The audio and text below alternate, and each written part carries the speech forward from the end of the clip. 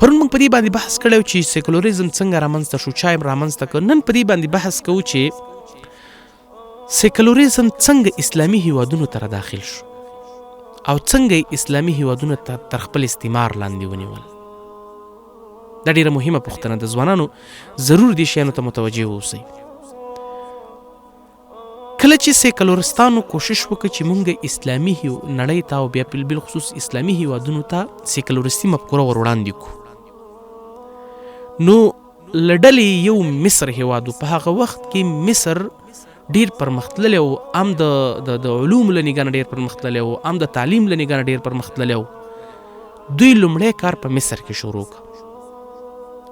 فرانسویانو په مصر کې حمله وکړه او دا حمله یې د دې لپاره ونه کړه چې مصر اشغال کړي، د مصر خاوره تر خپلې ولقې لاندې راولي، بلکې د داسې دوی د دې لپاره دغه مصر اشغال کړه چې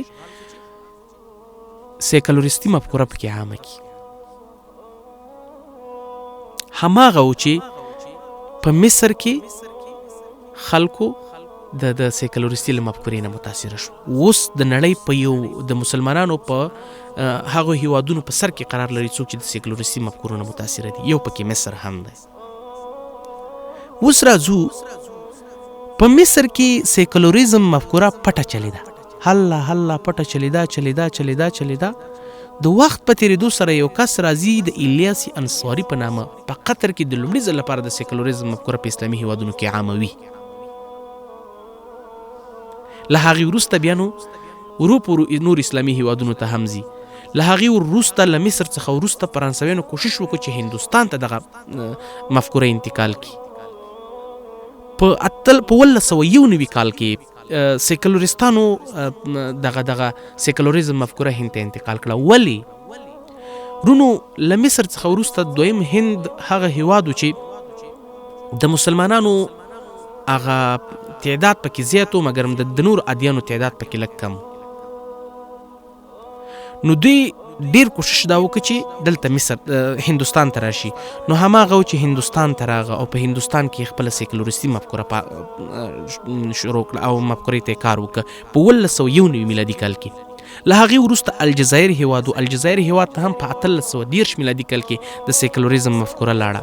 له هغې وروسته ټونس هیواد چې په 1906 میلادي کال کې د سیکولریزم مفکوره ور انتقال شوه. له هغې وروسته بیا ترکیه هیواد چې په دې کې ترکیه هیواد کې د اسلامي خلافت له نړېدو راوروسته کله چې کمال اتاتورک واک ته رسیږي، د کمال اتاتورک له واکمنېدو سره سم په ترکیه کې سیکولریزم مفکورې ته کار کیږي او سیکولرستان روزل کیږي او خلک د سیکولریزم له مفکورې متاثره کیږي. له دې وروسته بیا اندونیزیا وه.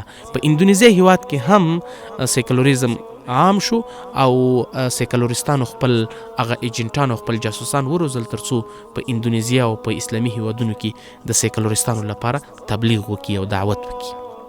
دا چې افغانستان د سیکولریزم د چاپ وخت کې راغلی، دا به انشاءالله په راتلونکي ویډیو کې درته ووایم.